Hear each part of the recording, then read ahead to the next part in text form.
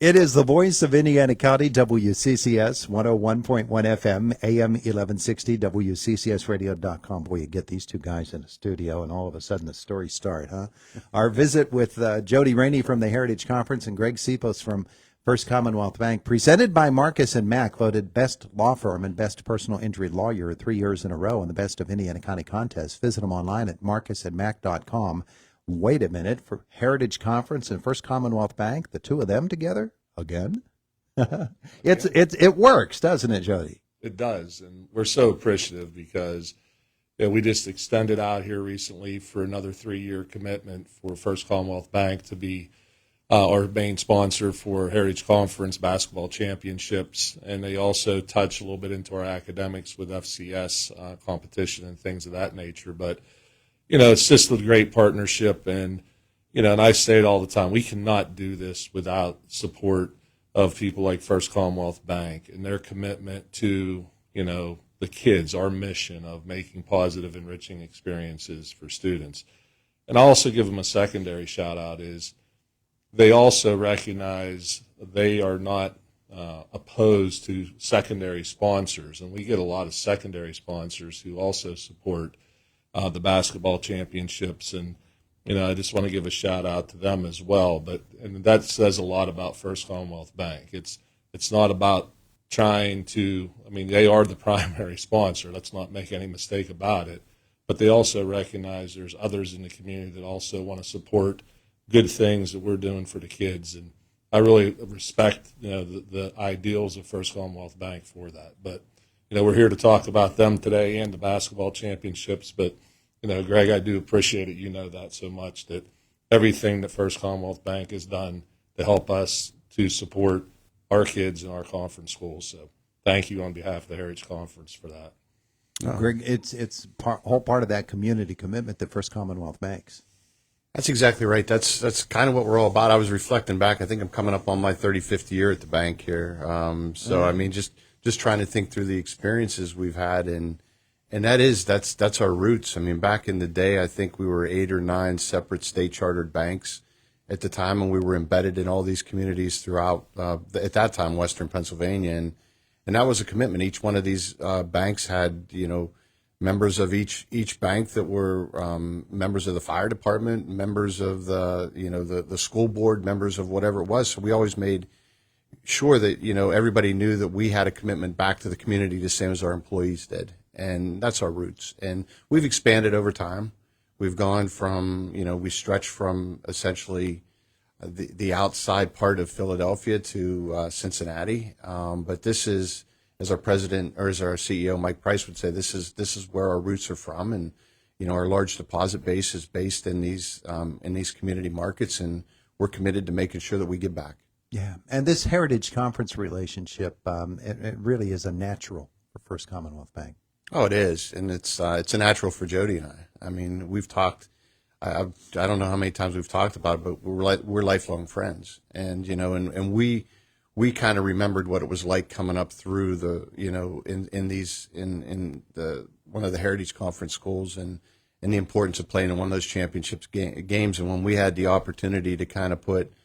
With his leadership, and he's done an amazing job. By the way, he's deflecting a lot on First Commonwealth Bank and Greg Sipos, and I'll say the same to him. I was thinking about it yesterday. What he's done for all these student athletes, both him and Colin Stokes and others around, and to be able to organize a game like this so that it's not just the game. We talk about the game, but Jody will talk a little bit about what happens with the scholarships in between. But to be able to present like this, we've been given a gift with the KCAC, and for these kids to be able to play there on a special night, it's special for all of us. Yeah, of course, Jody, it's not a natural that First Commonwealth Bank employees put on stripy shirts and run up and down the floor. That's not one of the perks at working at First Commonwealth, but it actually worked out that way in the very first Heritage Conference Championship. Yeah, Greg. Yeah, we had one complaint about an official. He'll name that. But no, that made me retire. Well, and I think it just reflects. I think it just reflects the one common theme here is we need the entire community. Okay, the commitment to community. I've said it all the time.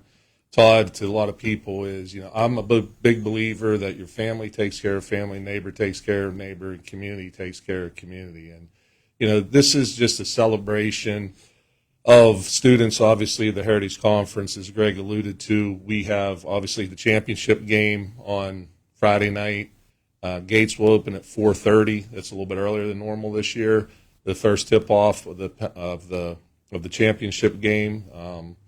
And then for the girls, and then we have the scholarships in between that we're recognizing our academics part of the Heritage Conference, and then the boys' championship game follows that recognition.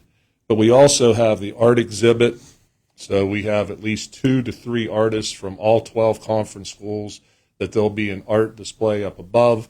We determine our all conference artists from that. And so the big thing, though, that I have to say, it's only $5. What makes the night special? Community coming out and supporting kids. I don't care if your kids are in the game or not. You have kids from your school there. You're going to have kids from your school that are getting a scholarship. You're going to have kids from your school that have art displayed. But what creates, I think, our mission of creating a positive, enriching experience for kids all starts with the idea that it's the crowd.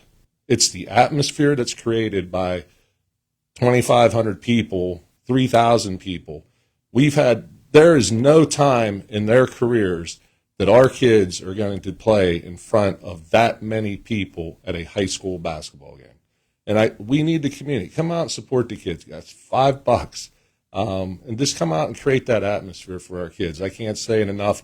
Tickets are on sale. They've been on sale through the KCAC box office. You can swing by. If you want consignment of tickets, there'll be tickets at the door. There'll be all of that. But I just can't say it enough is we appreciate, since the beginning of this game, what the response of the community has been to come out and support the kids. That is what makes it special. I'll tell you what, you were mentioning the art show, and of course you celebrate things like robotics and other academic programs as well on that night. It turns it into a really special night. For people who go to the games and are there to watch basketball, we certainly understand that. It's a celebration of the game of basketball and the way that it's played. Take a trip into that upper concourse and look at the artwork that these kids have produced. It is amazing.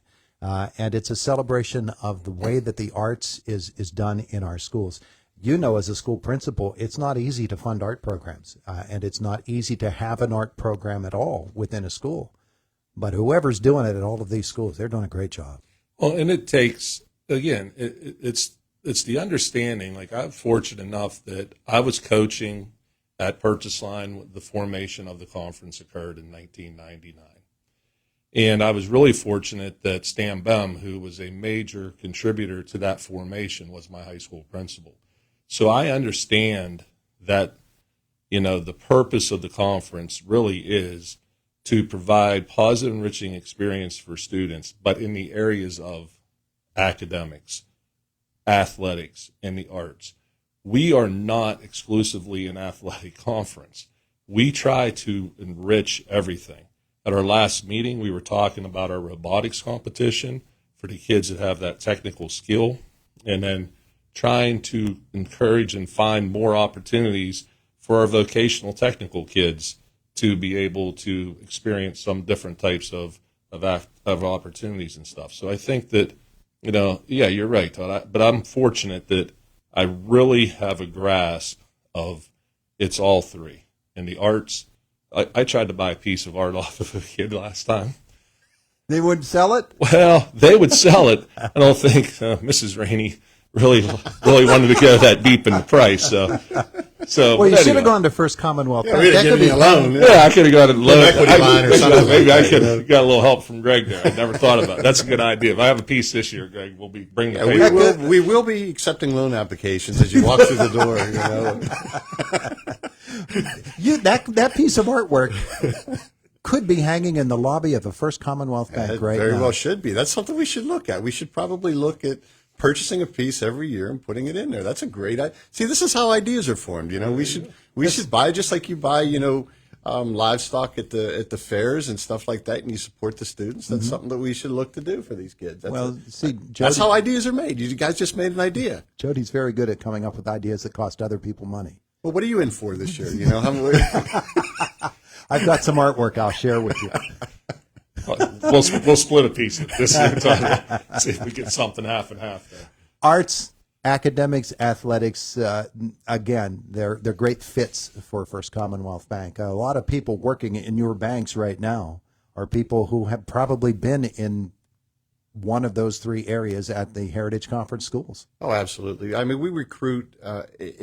You still, being a larger organization, you tend to get employees that are both out of footprint and in footprint. But let's face it, if you do get people within the footprint that are working in the branches, et cetera, they've gone to Heritage Conference schools or schools within Cambria County, whatever it might be. They're within the footprint, and exactly right. They might not have been in the athletic part of it, but they were more than likely in some type of club that had something associated with what you just mentioned. So it's very important that we give back, and it shows them that we care too. We care too. Yeah. Hey, I was thinking, I'm going to ask you a question. I was thinking, how many games have you called? You call what, 20 games a year ish? Well, when you figure in playoffs, probably closer to 45 or 50 a year. Yeah. Wow. And you've been doing it for like 40 years now, right? This is my 42nd. Yeah. 46. You've done 1,600 games ish. Man, that's a math. That's crazy. There. No, here's what I want to get to. So last year, when I was talking to the kids this year, we were in the room, and obviously my mind is, like I said, my hearing is going, but my mind's starting to also. And so I remembered the shot last year that River Valley hit at the buzzer, and I was thinking it was more three-quarters court, only to be reminded before I made my remarks that it was at the corner of the. That was a wing three, wasn't it? So as you think about your 1,600 games and the excitement, getting back to Jody's point about how exciting it is in that environment for a high school kid, when you think about calling a game and you've done 1,600 at the buzzer to win the Heritage Conference walk-off, stack rank that one in your games that you've had. Oh, it's top five. Come on, right? Very much, yeah. And you've had the honor of calling, state finals. You've called, Western finals, et cetera. And that's the same point that I made in, from an officiating standpoint. I've had the honor to work those games too. And there's nothing like these games over there. I think there are only two other games that really stand out for end of game things, and both of them, ironically, ended up with those teams losing. One was the Allison Sainer shot at Clarion. The other was District 6 championship when Megan Dumm against Bishop Guilfoyle hit the three at the buzzer to send it into overtime. Those are fantastic plays that really highlight the fact that this is a really high caliber of basketball being played here in Indiana County and in the Heritage Conference. But it's exciting for the fans, and you listen to the roar of the crowd and those things, and you say, what's better than that? Exactly. Yeah. And that's what you experience coming up on Friday at the KCAC. We do. And, and I'll say this, the competitiveness of the Heritage Conference, people, you're a small school, you're this. You look at, the last 2 years, for instance, unfortunately, we didn't come out on the right end. You've had 3 different girls' teams in the last 2 years represent the Heritage Conference in state championship games for basketball. Yeah. Okay, you think about, we're going to recognize Sarah McConnell, although she's graduated and she's at the Naval Academy, and Alex Polenic, who's a senior at Penns Manor, for winning state championships in track and field last year. We've recognized in the past Northern Cambria volleyball. You've got a 2,000-point scorer this year. Yeah, we got from River Valley, 2,000 points, and then we've recognized with Distinguished Achievement Awards, which we'll do again this year for Alex and for Sarah. Is we also had, we've recognized Marion Center Cross Country for their state championship. We've recognized Northern Cambria Volleyball 2 different times since we started this game for their state championships. District championships, Heritage Conference championships. Marion Center last year played for a state championship game and did not make the Heritage Conference playoffs for basketball. Figure that, okay? What does that say about the level of competition that exists within the Heritage Conference? So you're bound to get some great basketball. If that's your thing, come on up and check it out. It'll be some great games. Yeah. And we have all the other things. Only $5. The tickets are at KCAC. And shout out to Marianne Labrino. So she does so much work to make this happen too. I'd be remiss if I didn't mention her either. So we appreciate everything Marianne's she great. does. Marianne's great. She is. She is. So we'll make sure that the horn's loud enough. Wasn't the Sainer game the game where they couldn't hear the horn when the buzzer That's went what off? they claimed. Yes, we'll make sure that the horn is extra loud at the KCAC, so there's no issues with that. See, you got me thinking, and the Becca Bowser win at for Marion Center at Central Cambria in a playoff game. That came to mind. Now I'm going to be doing this all day. You should do a show just with your top 10 ever and put the calls on the radio. Well, I guess I better say this, Todd, before we run out of time real quick, is we do have the semifinals tonight. So to figure out who's actually playing Friday, so we have the girls semifinals tonight. Penns Manor will be traveling to Cambria Heights, and Portage will be traveling to River Valley. So two of those four teams you'll see on Friday night. Then tomorrow night, the boys semifinals. Homer Center is traveling to Portage. Conemaugh Township traveling to West Shamokin. The tickets for those games are $4 if you buy them pre-sale at your school. $4 for adults, $2 for students. Everything at the gate for the semis is $5. And then obviously Friday night we hope to see everybody there. Out of time. Thank you, boys. Thank you. It's Indiana in the morning.